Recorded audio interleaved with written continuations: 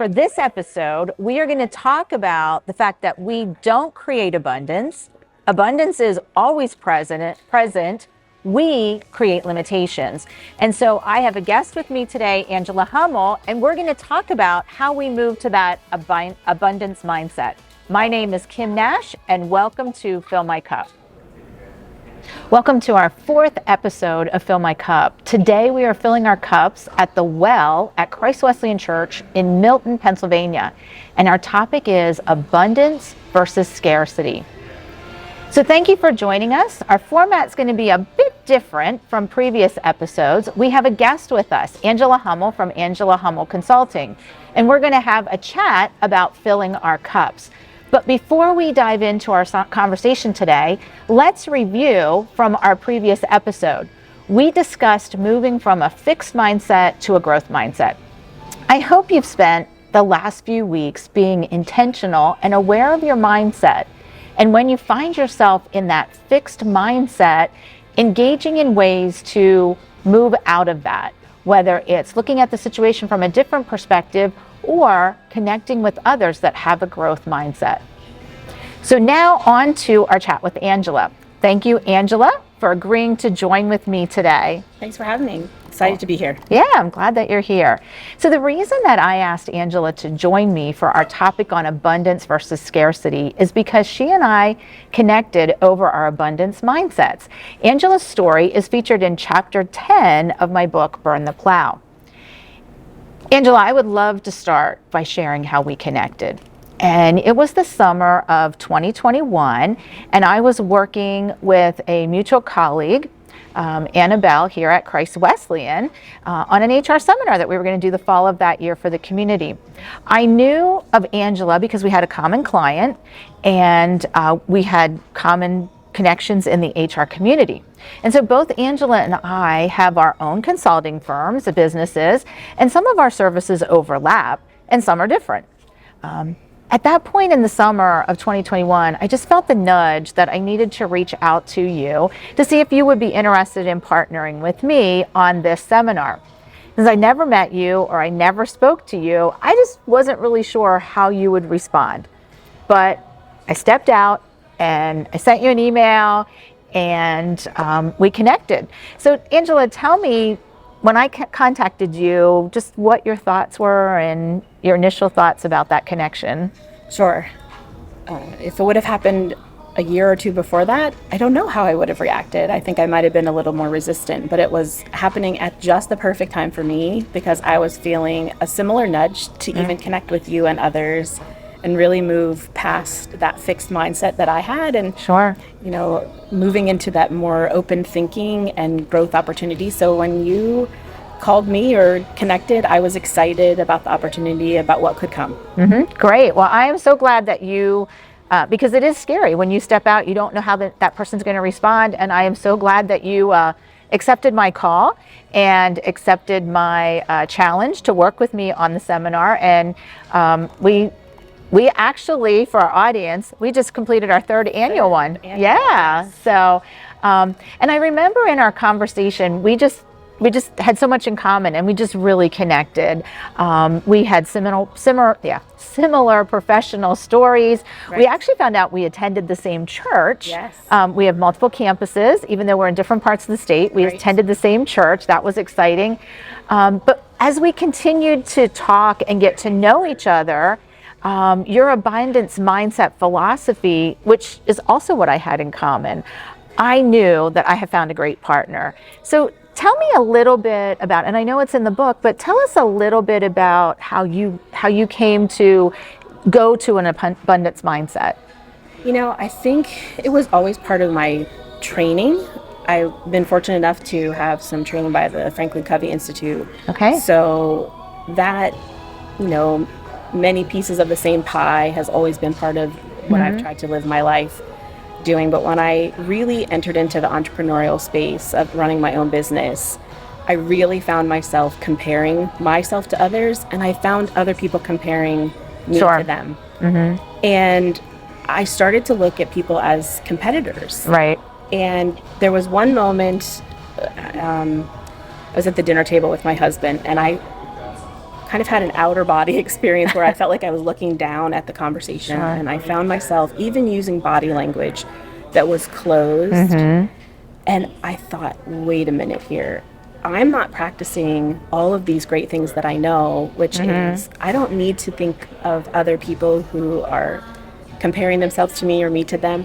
There are so many pieces of a pie out there. I had to move from like kind of this. I felt myself kind of explaining things and this and that side or this person. I just really needed to open up my heart and my mind. So that's what I wrote about, you know, in the excerpt that you included in your book in chapter 10. And it was a physical and emotional release for me. It was really opening up my heart and my mind and just my soul. Exactly. It's amazing to me how when you do open up, just the number of possibilities that come out. You know, because you're just so fixed. But when you just say, okay, I release it, and just the number of possibilities that happen, and how you continue to get more work that you never even saw coming. Wow. And the advice you get as a business owner is very different than that. Right. They don't say open up your heart, open up your hands, open up your mind to the possibilities. They say compete, be the smartest person in the room, be the most arrogant person in the room. And that was just not working for me. I was physically and emotionally exhausted by feeling that way. And when I did open up, a whole host of opportunities came, and I can say that I've had growth ever since. Yeah, absolutely. I can't agree more. You know, I think we tend to have a scarcity mindset. That's natural, because when we're growing up, you know, we're taught by our parents, like, there's only so much money. If you're in a family and here's dinner, this is all there is. So, you know, and everybody's like jockeying for food. And so we tend to have that. We also are taught, if somebody wins, somebody loses. You always have to have a winner and a loser. Right. We're taught that. So I think that learning that not everything is scarce. Sure, there are some scarce things, but what I find fascinating is when I talk to some people and they're like, well, this is how much money I make, that's all I can make. No, not really. There's other opportunities. And I know I'm seeing with some of my clients, they're telling me right now, because we're in a situation where inflation is high and prices are high, that people are feeling squished. And employers can't keep up with the wages, with inflation and everything. So employees are coming to their employers and they're saying, I need more money. I have this going on in my life, or I have this going on in my life, and I need more money. And employers are like, well, this isn't how we determine compensation, right? Compensation is based on compensable factors, on the work that you're doing. So, you know, what are your thoughts about that? How can someone that's in that situation, if they believe they need more money, what can they be doing? And if they had an abundance mindset or a growth mindset, what would they be doing? I think one of the experts on this topic would be Simon Sinek in his book, The Infinite Game. I think he talks about just how to lead a business around this, and, you know, talk about things that are in short supply.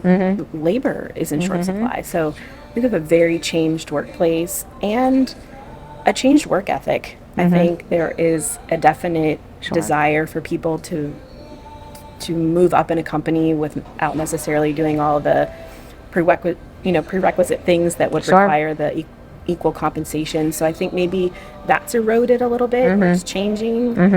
Yeah.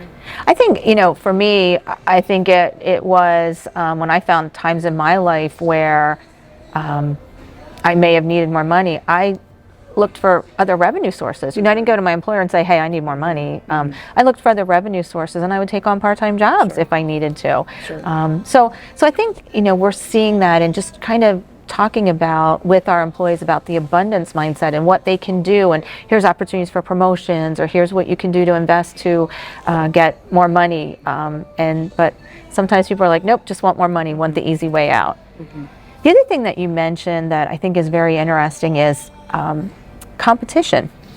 So how do you know, is there a place for competition in business, and what is your thought on competition?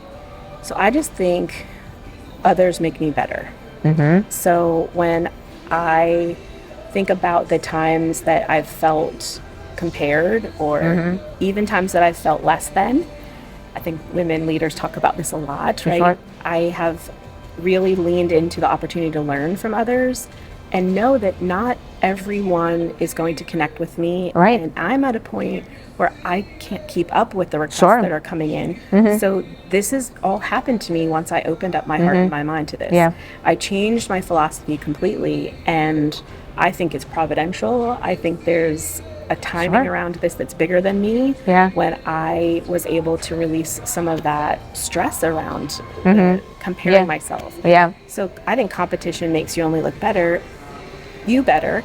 And also, I think that there's an opportunity for growth when you learn from others and partnerships. Sure. So some people are afraid of partnerships, and I've kind of leaned into them and have some really key partnerships in my business right now. Sure. Absolutely. Yeah, we can't be all things to everybody. No. And you're right. Like, we could have a client in common maybe, and they're like, Angela, I think you do this really well. You do that for them. I do this really well. I'll do this. And then we have a satisfied client because we partner. And I have the same philosophy about competition, that I am a very competitive person, but I'm competitive with myself. Sure. Right. Right. I'm not trying to compete against someone else. I'm trying to compete against myself. What can I learn? What can I do better? And so I have to agree with you. Competition makes us better. And if I see somebody that has something that I'm like, oh, I think I would really like to do that, it's not a matter of being jealous. It's a matter of, okay, what do I need to do and what do I need to invest in to get there? Sure.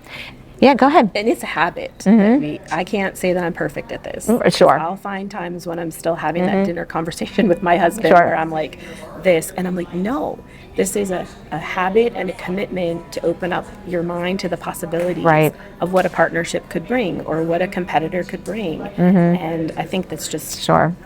an amazing place to be in. But I'm not Yeah. perfect, Kim. No. I'm still learning. No. Still learning. Yeah. And I think that's key, that it's the first step is recognizing when we do that, when we're in that, we're on social media and we see that person, oh, they just got awarded that bid or they're working with that client. I tried and I didn't get it, but they got it. And I've also looked at that from a standpoint of God has something else out there for me. This wasn't the opportunity for me. And so that's why there was a no there. There's something else coming down the pike for me. I don't know what that is now, but there's something else. The possibility thinking, right? It's the possibility, absolutely. And I think it's really important that we recognize that there's plenty of work out there. There's, we may have to work a little harder for it, or we might have to try to figure out how do we differentiate, but it's out there and it's not a scarcity mindset. We just have to think a little differently. But I think it's also how we talk to ourselves. Yeah. I think we can really set ourselves up for failure or feeling that we're not good enough because it's we wouldn't say those things to a friend. Why do we say them to Sure. ourselves? So I think that habit of positivity and positive self-talk Sure. and saying that it's not okay to think about the competitor this way. Sure. It's not okay to have that division or divide or that scarcity mindset, but instead a habit that says open yourself up to the chance or the possibility or the growth or learning that's there for you. Right, absolutely. One other question that I think that happens to me, and I don't know if this happens to you or not, but as a coach, so we sit down and we coach people, you coach people. Right. Have you ever found yourself, you're going down a road and you're like, now, Angela coach would say, why am I doing this? Do you have times where you stop and say, okay, I need to coach myself on this? Of course, yeah. Yeah. I'll often do hands up on that one. I admit that that's something that I struggle with too. Right. Yeah. Yeah. I'll be like, okay, how would you talk to your client about that? Sure. Now I need to step back and coach myself. So yeah. So Angela, it has been so much fun just chatting with you today, and we could go on forever. We could go on forever, and maybe we'll have to do another vlog together, but Let's do it. Yeah, so thank you so much. And really, to learn more about Angela, you can connect with her on LinkedIn. Her email is angela@angelahummel.com. Did I get that right? Okay, good. Yeah. All right. So if you enjoyed our vlog today, please share, and even subscribe. We would really appreciate that. And as we've said before, our intent is to fill our cup at different locations each episode. So if you have a favorite spot that you think would be a great place for us to host this vlog, we would welcome that free shout out. Let me know. Please let me know. So thank you again for joining, and I hope you will join for our next episode. And until next time, please take care and keep filling your cup. Fill My Cup is a joint production of Thrive LLC and Kelly Johnson Photography. Kim's book, Burn the Plow, can be purchased through Amazon, Barnes & Noble, and Books A Million.